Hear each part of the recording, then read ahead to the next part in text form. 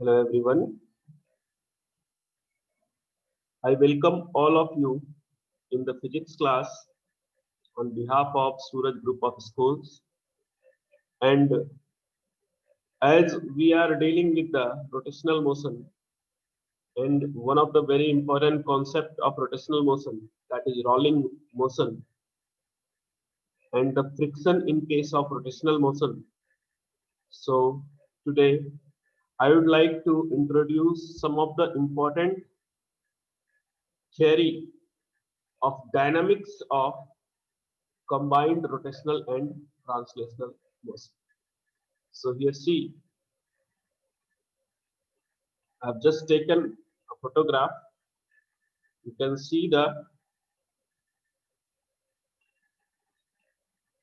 points here. I will explain these points.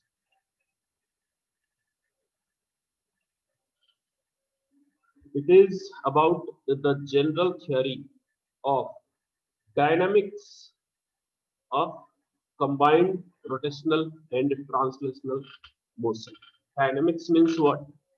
We are dealing with the force, torque. Okay,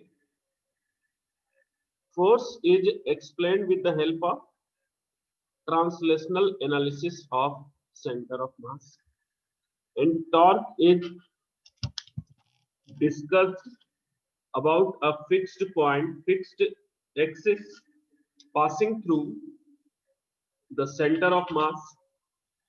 So let's start. I will read out these points. There is nothing new in this point, but it should be there in your notebook. So copy these things properly. Consider a rigid body performing combined rotational and translational motion. For analysis, its motion, for analyzing its motion, we apply two equations. One using translational motion, another one using rotational motion. The torque equation or the second equation is valid for a rigid body and it is valid only in inertial frame. Inertial frame में ही सिर्फ ये equation valid हो सकता है, जैसा कि आप देखो सेकेंड लॉ ऑफ मोशन जो है न्यूटन के, वो भी हम इनर्शियल फ्रेम में ही यूज कर सकते हैं. सिमिलरली इस इक्वेशन को भी आप इनर्शियल फ्रेम में ही लिख सकते हो, लेकिन अगर आप कभी नॉन इनर्शियल फ्रेम में लिखने का प्रयास करोगे इसको, तो आपको एक स्यूडो फोर्स कंसीडर करना होता है. Okay, so to apply second equation about non inertial point, pseudo force is applied at, pseudo force कहां अप्लाई करेंगे? तो centre of mass of the rigid body. Okay, and torque of pseudo force is also taken into account. और जब torque का equation लिखेंगे तो pseudo force की वजह से भी हम टॉर्क को इंट्रोड्यूस कंसीडर करेंगे. Okay, most suitable point two apply second equation is centre of मास. क्यों हमारे लिए सुटेबल है? क्योंकि हमें ज्यादातर टाइप ऑफ स्ट्रक्चर के moment of inertia about centre of मास पता होते हैं, और टॉर्क जो है स्यूडो फोर्स का अबाउट सेंटर ऑफ मास हमेशा जीरो हो जाएगा. क्यों जीरो हो जाएगा? क्योंकि इसने कहा है कि आप टॉर्क को about centre of mass he consider कर सकते हो. टॉर्क को आप, स्यूडो फोर्स को आप सेंटर ऑफ मास पर ही अप्लाई कर सकते हो. Okay, so as pseudo force passes through centre of mass, यहाँ पर लिखा है. देखते हैं, ये पॉइंट्स इंपॉर्टेंट है. जैसे जैसे आप यूज करोगे इनको, वैसे वैसे आपके कॉन्सेप्ट स्ट्रॉन्ग होते चलेंगे. तो today we have questions which I will have to write the question. I have not drawn it, so let's draw the diagram. A disk is there.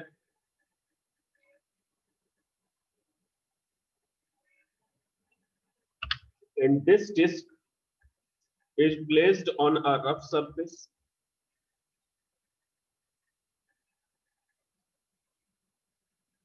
On a rough surface, this surface is sufficiently rough.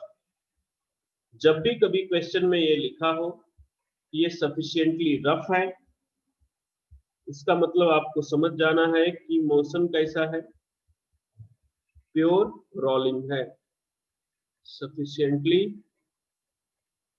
rough। तो आपको समझ जाना है कि ये कैसा condition है, pure rolling का कंडीशन है। अब इसमें क्या कहा गया कि इस डिस्क का सेंटर ऑफ मास जहां है वहां से x हाइट ऊपर पे एक फोर्स अप्लाई किया मैंने, F, a force capital F is applied. Question इस तरीके से दिया गया है कि हमारे पास एक डिस्क है, मास m और रेडियस r। हमें क्या करना है, find the value of x so that find the value of x so that rolling happens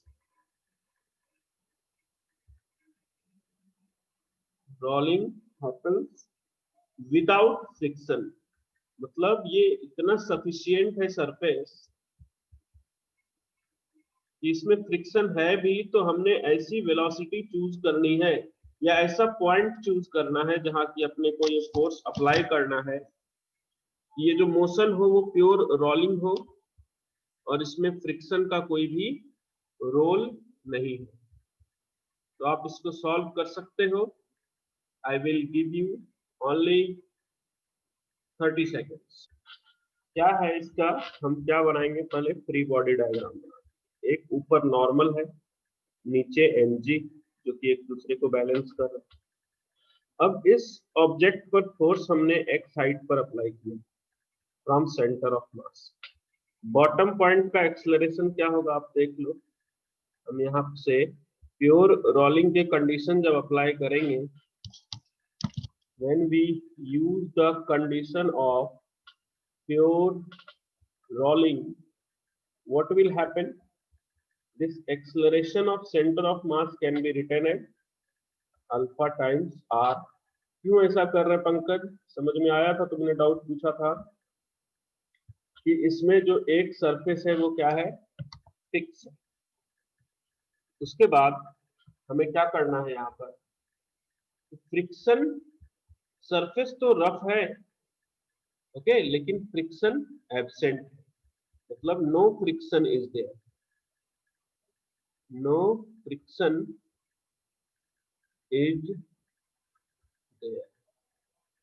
friction अगर नहीं है तो आप क्या करो, टॉर्क लिखो about centre of mass. Torque about centre of mass को क्या करते हैं हम, moment of inertia about centre of mass times alpha. Centre of mass के अबाउट अगर टॉर्क लिखोगे तो फोर्स क्या प्रेजेंट है यहाँ पर, कैपिटल F। इस फोर्स की वजह से टॉर्क क्या होगा, F times x, F times x। और moment of inertia about centre of mass क्या लिखेंगे, डिस्क का mr square by 2 times alpha. No Rajiv, थोड़ा सा के लिए गलती कर दिया ओके। तो यहां से ये चीज मुझे लिखना होगा, this is the equation number 1। अब मैं ऐसा कंसीडर करता हूं कि ये जो है सेंटर ऑफ मास का एक्सेलरेशन ACM है, इसी वजह से तो देखो आप इस पॉइंट का एक्सेलरेशन मैंने क्या लिखा है, राइट साइड में ACM, लेफ्ट साइड में अल्फा r, क्योंकि इसको कैसा ओमेगा मिला होगा, क्लॉकवाइज मिला होगा, तो क्लॉकवाइज ओमेगा या अल्फा की वजह से एक्सेलरेशन इस पॉइंट पर आ जाता है ACM माइनस अल्फा r। तो टॉर्क लिखोगे, उसके बाद आप force equals to mass into acceleration लिख सकते हैं। दूसरा इक्वेशन है अपने पास, force equals to mass into acceleration. उससे पहले मैं क्या करता हूँ, इसी को थोड़ा सा और अरेंज कर लेते हैं। एफ एक्स और आर अल्फा को आप क्या लिख सकते हो, प्रीवियस पेज पर आप देखना, you can write the ACM by 2 into एक आर बच गया, तो इसको मान लेते हैं हम equation number 1। This is our equation number 1 and the second equation is taken as force equals to mass into acceleration of center of mass। अब क्या करो, आप इनको डिवाइड कर दो। इनको जब आप डिवाइड करोगे तो देखना क्या बचेगा, x will be equals to Rajiv r by 2 is the answer, not r by 3। Please check your answer. ये 3 तुम्हारा कैसे आ गया डिनोमिनेटर में 2 की जगह? तो एक तो ये आ गया अपने पास आंसर जो इस क्वेश्चन में पूछा गया था कि x की वैल्यू बताइए जबकि फ्रिक्शन एब्सेंट है।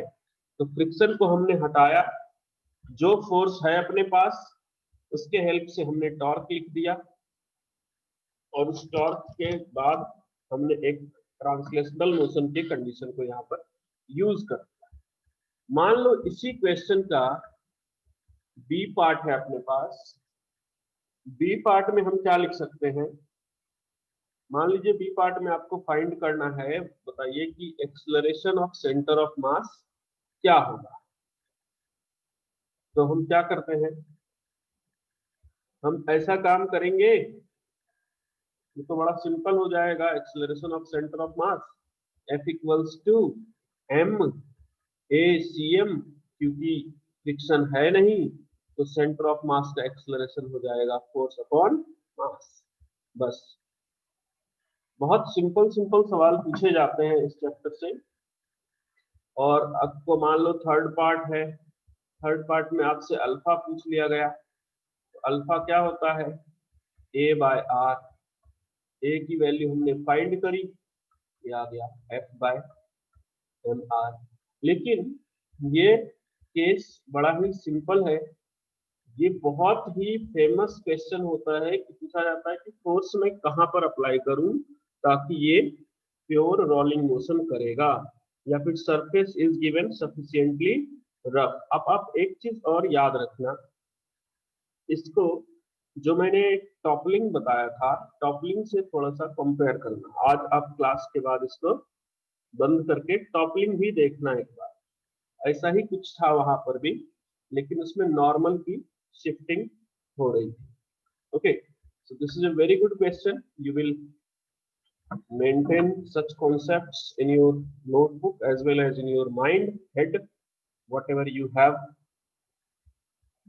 Now I will give you one more question, but this question is actually very important as per the theory, क्योंकि इस क्वेश्चन को मैं एक थ्योरी का ही हिस्सा मानता हूं, इसीलिए मैं कह रहा हूं कि ये जो मैं करने जा रहा हूं ये बड़ा इंपॉर्टेंट है, और इसके रिजल्ट्स आप डायरेक्टली याद भी रखोगे कि एक डिस्क है मेरे पास या कोई भी स्ट्रक्चर, डिस्क हो सकता है, स्फेरिकल बॉल हो सकता है, चाहे वो सॉलिड हो। ओके, जो भी स्ट्रक्चर हमारे पास है यहाँ पर आप देखना, इस स्ट्रक्चर का मास दिया गया है m, रेडियस r, और moment of inertia is I। हमें पता है कि moment of inertia structure to structure vary करता है, डिस्क के लिए कुछ और हो जाता है। ओके, या फिर डिस्क के बाद की बात करूं मैं, स्फेयर सॉलिड हो सकता है, होलो हो सकता है। तो इस तरीके से I will come to you, Ayush, your doubt will be taken। First let me write this question। और यहाँ पर ऐसा दिया गया है कि ये सफिशिएंटली रफ है, या फिर क्वेश्चन में ये गिवन होगा, या तो ऐसा करके लिखेंगे कि सफिशिएंटली रफ है, या फिर इसी से अपन समझ जाएंगे कि प्योर रोलिंग है, या क्वेश्चन में गिवन होगा रोलिंग विदाउट स्लिपिंग। तो इन तीन शब्द से अपने को ये पता चल जाएगा कि यहाँ पर रोलिंग मोशन के वेलोसिटी और एक्सेलरेशन वाले कॉन्सेप्ट्स हम यूज कर सकते हैं। रोलिंग विदाउट स्लाइडिंग या स्लिपिंग, SLIPPING। ओके, तो हमें क्या बताना होता है, मैं यहाँ पर रिजल्ट भी लिख देता हूं। आप लोग कभी भी इस चीज को पढ़ना तो ये फॉर्मूला जरूर रटना।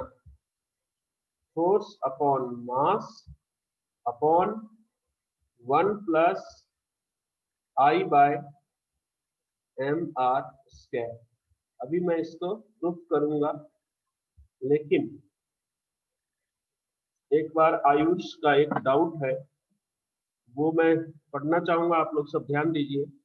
Sir what is meant by without friction. तो देखो आयुष, तुम्हें याद हो एक कंडीशन हमने एनालाइज किया था जिसमें कि कुछ ऐसा था कि इंक्लिनेशन थी रॉड की, एक व्हीकल यहाँ पर चल रहा था और इसमें हमने सेफ स्पीड कैलकुलेट करी थी, v not equals to under root R G tan theta. ये सेफ स्पीड किसके लिए था? दिस वाज फॉर द, मतलब कि it will move on the track without help of friction. बिना फ्रिक्शन के हेल्प के ये मेंटेन कर पा रहा था अपने मोशन को, अगर उसकी velocity under root R G tan theta थी। तो सिमिलरली यहाँ पर है कि अगर फ्रिक्शन नहीं है, मतलब this is rolling and we have applied a force, तो बिना फ्रिक्शन के ये रोलिंग को मेंटेन करके रख सकता है, उसके लिए एक्स की वैल्यू बतानी। इसलिए मैंने फ्रिक्शन को, आप देखोगे कल के क्वेश्चन में मैंने जब टॉर्क लिखा था तो फ्रिक्शन की वजह से भी टॉर्क लिखा था यहाँ पर। आज मैंने फ्रिक्शन को कंसीडर नहीं किया है क्योंकि क्वेश्चन में नहीं दिया गया है कि आपको फ्रिक्शन को कंसीडर करना है। नाउ आई एक्सपेक्ट कि आपको समझ में आ गया होगा कि ये कंडीशन है, we will not consider the friction. अगर आपको समझ में आ गया है तो प्लीज बता दें मुझे, फिर मैं इस क्वेश्चन को आगे सॉल्व करता हूँ। बहुत लोग एब्सेंट करने लगे फिर से, अभी ये सारा अटेंडेंस जा रहा है डेली का डेली, जो भी मैं आपका स्क्रीनशॉट लेता हूँ and it is maintained in the register this time। देखिए हम इसको सॉल्व करते हैं। हमारे पास जो स्ट्रक्चर है इसके लिए मुझे क्या करना है, सेंटर ऑफ मास के एक्सेलरेशन फाइंड करना है। जरा देखें तो हमने इस बार फोर्स जो मेरे को अप्लाई करके दिया गया है वो एट द सेंटर ऑफ मास, और फ्रिक्शन कहा नहीं मेरे को कि एब्सेंट है, लेकिन सरफेस क्या है, सफिशिएंटली रफ, रफ है तो फ्रिक्शन होगा। तो यहां से एक इक्वेशन आ जाता है अपने पास, F minus f equals to mass into acceleration of centre of mass. मैं ऐसा कंसीडर करता हूं। उसके बाद आप देखो कि मैं टॉर्क लिखूंगा अबाउट सेंटर ऑफ मास, ये क्या हो जाता है, I इंटू अल्फा। तो सेंटर ऑफ मास के अबाउट जब टॉर्क लिखेंगे तो इस गिवन फोर्स F के लिए टॉर्क क्या हो जाएगा, जीरो। तो टॉर्क किसकी वजह से होगा, फ्रिक्शन की वजह से। F into R is equals to जो भी मोमेंट ऑफ इनर्शिया है ऑब्जेक्ट का इंटू अल्फा। तो यहां से मेरे को फ्रिक्शन की वैल्यू मिल गई कितनी, I alpha by R. This is the equation number second. और आप देखो कि अगर मेरे पास ये ऐसे कंडीशन है कि ये जिस सरफेस पर रखा हुआ है वो फिक्स है, और मैं कहता हूं कि इसका सेंटर ऑफ मास का एक्सेलरेशन ACM, और इस पॉइंट की बात करें तो एक और एक्सेलरेशन होगा इस पॉइंट का अल्फा आर, और ये पॉइंट जो है इसका एक्सेलरेशन सेकेंड पॉइंट का क्या है, 0। तो यहाँ से मुझे एक और रिलेशन मिल जाता है, क्या, acceleration of centre of mass equals to alpha R. This is the third relation. इसका मतलब मैं फ्रिक्शन को क्या लिख सकता हूँ, आई इंटू आर से मल्टीप्लाई करो इसको न्यूमरेटर में और आर से मल्टीप्लाई करो डिनोमिनेटर में। तो अल्फा आर को आप लिख सकते हो ACM divided by R square. मैं इसको कंसीडर करता हूँ इक्वेशन नंबर थर्ड। अब फर्स्ट में इस थर्ड की वैल्यू को पुट कर देते हैं, तो क्या आ जाएगा, फर्स्ट एंड थर्ड से we will be getting F minus friction force I, acceleration of center of mass divided by R square equals to mass of the structure into acceleration of center of mass। तो यहाँ से आप देखो F को क्या लिखोगे, acceleration of center of mass will be taken common, M plus I by R square। तो यहाँ से आ गया आपके पास acceleration of center of mass will be capital F upon M plus I by R square।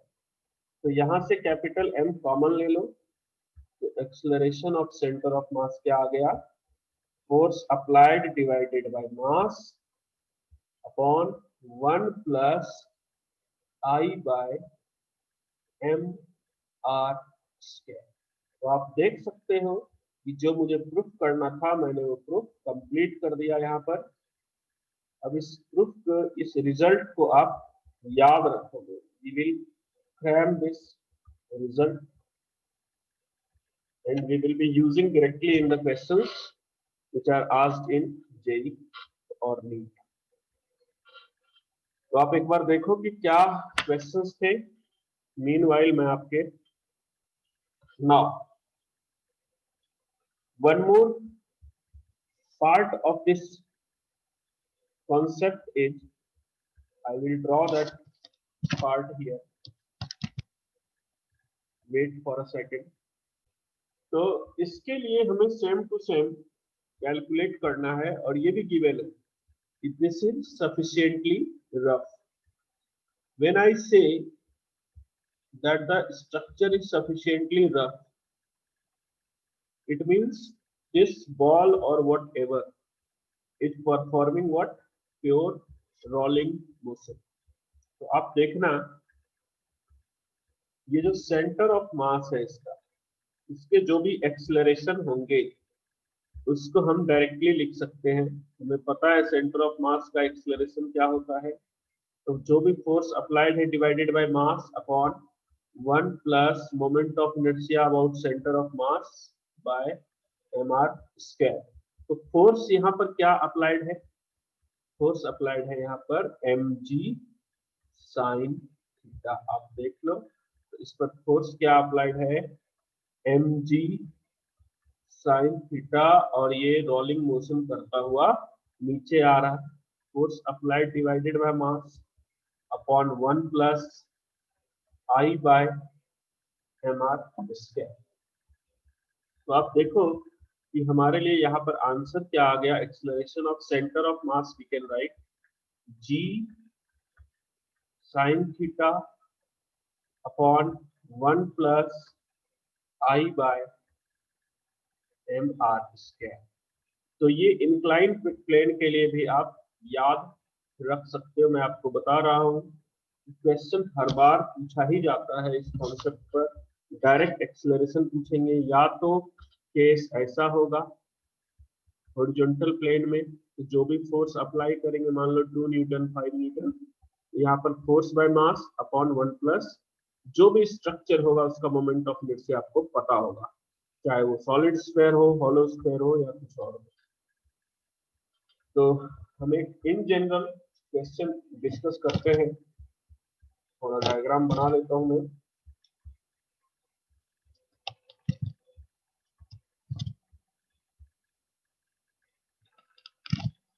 Let me draw the diagram. आप इनको अच्छे से maintain करना। क्वेश्चन है कि इस स्ट्रक्चर के लिए इसका की मास m कंसीडर करोगे आप, रेडियस r, और ये theta. Okay,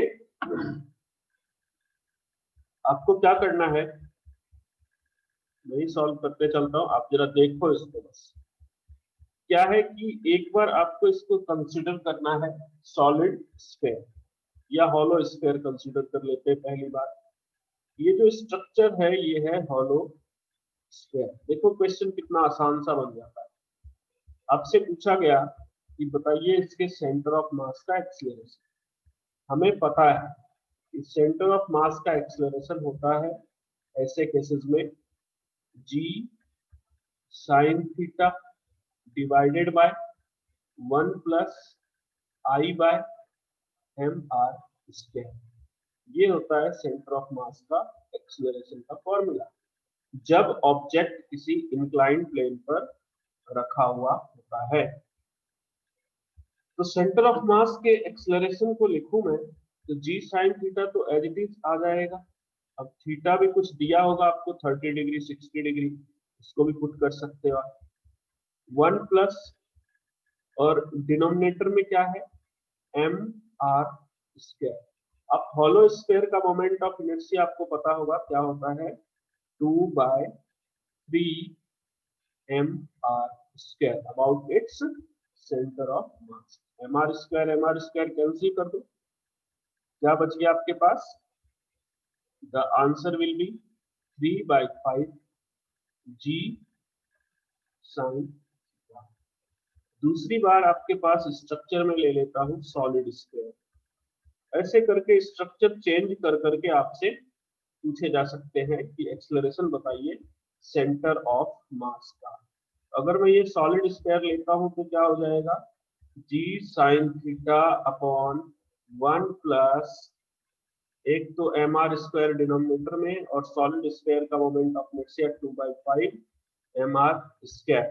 So the answer of acceleration of center of mass will be 5/7 g sin theta। या फिर आप मान लो थर्ड टाइम इसको ऐसा कंसिडर कर लिया कि एक सॉलिड सिलेंडर है। अगर मैं इसको सॉलिड सिलेंडर कंसिडर करता हूं, पूरा ही लिख लूं सॉलिड सिलेंडर, तो एक्सेलरेशन ऑफ सेंटर ऑफ मास आप क्या डिफाइन करोगे g sine theta upon 1 plus solid cylinder का मोमेंट ऑफ इनर्शिया होता है mr स्क्वायर बाय 2 और इसको डिवाइड करेंगे mr स्क्वायर से, तो ये आ जाता है अपने पास 2/3 g साइन थीटा। चौथी बार मैं इसको ऐसा भी कंसीडर कर सकता हूं। अभी आप लोग बने रहना लेक्चर में, अभी लास्ट में अपने को कुछ करना है इसमें। सॉलिड सिलेंडर की जगह हॉलो सिलेंडर अगर है तो एक्सेलरेशन ऑफ सेंटर ऑफ मास आप क्या लिखोगे g sine theta divided by 1 plus mr square divided by mr square. तो ये दोनों mr स्क्वायर कैंसिल हो जाएंगे, तो आपको मिलेगा g/2 साइन थीटा। एक ये और दो रिजल्ट हमने यहाँ पर बनाए हैं, एक हॉलो स्फीयर के लिए और दूसरा सॉलिड स्फीयर के लिए। तो इनको कंपैरिजन पूछे जाते हैं। चार स्ट्रक्चर दे देंगे और बोलेंगे compare there acceleration of centre of मास। तो देखिए अगर कंपेयर करेंगे तो सबसे कम है हॉलो स्फीयर का एक्सेलरेशन, सॉरी हॉलो सिलेंडर का मिलेगा आपको सबसे पहले। सबसे कम मिलेगा किसका, हॉलो सिलेंडर का। रटना नहीं इसको क्योंकि स्ट्रक्चर चेंज हो जाएगा। Then you will get hollow sphere, then solid cylinder. कोई भी शॉर्टकट यहाँ से बनाने का प्रयास मत करना अपने मन से, क्योंकि स्ट्रक्चर चेंज हो जाएगा, उनके मास चेंज कर देंगे। तो आपको तो सिंपल फॉर्मूला याद रखना है कि acceleration of centre of mass होता है g sin theta upon 1 plus I by M R square, ये होता है एक्सेलरेशन। इसको अच्छे से याद रखेंगे तो सब कुछ कंप्लीट हो जाएगा। तो आज का लेक्चर भी